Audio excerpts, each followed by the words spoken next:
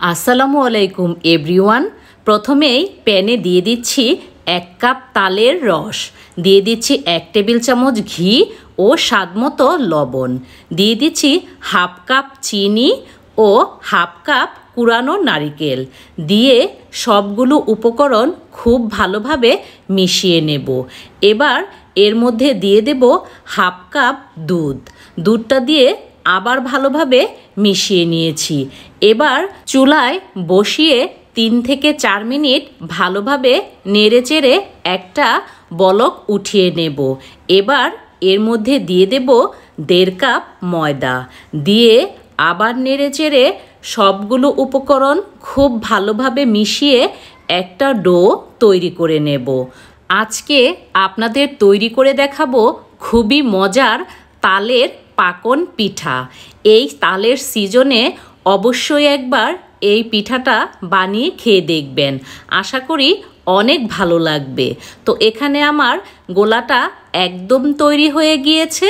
চুলা থেকে নামিয়ে একটু ঠান্ডা করে নিয়ে হাত দিয়ে মথে খুব ভালোভাবে সফট একটা ডো তৈরি করে নেব। আজকের ভিন্ন স্বাদের এই তালের পাকন পিঠার রেসিপিটি কে কোথা থেকে দেখছেন অবশ্যই কমেন্ট করে জানাবেন। তো এখানে আমি খুব ভালোভাবে ডোটা মথে নিয়েছি।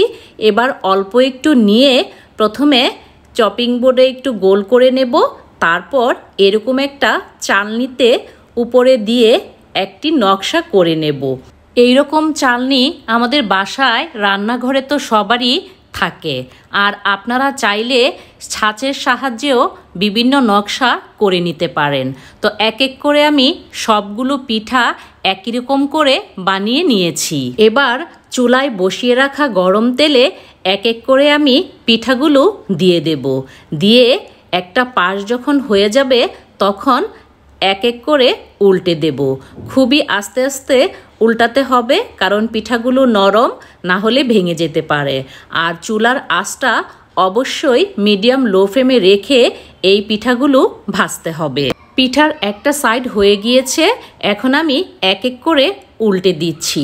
তাল খেতে যারা পছন্দ করেন তারা আজকের এই রেসিপিটি অবশ্যই একবার ট্রাই করে দেখবেন, আশা করি অনেক ভালো লাগবে। যারা পিঠা খেতে পছন্দ করেন তারা সকাল বা বিকালের নাস্তায় এই তালের পাকন পিঠাটা তৈরি করে নিতে পারেন। তো এখানে পিঠাগুলো হয়ে গিয়েছে, এক এক করে তেল ঝরিয়ে পিঠাগুলো নামিয়ে নিচ্ছি। আজকের এই তালের পাকন পিঠাটা যদি ভালো লেগে থাকে তাহলে লাইক, কমেন্ট ও শেয়ার করতে ভুলবেন না।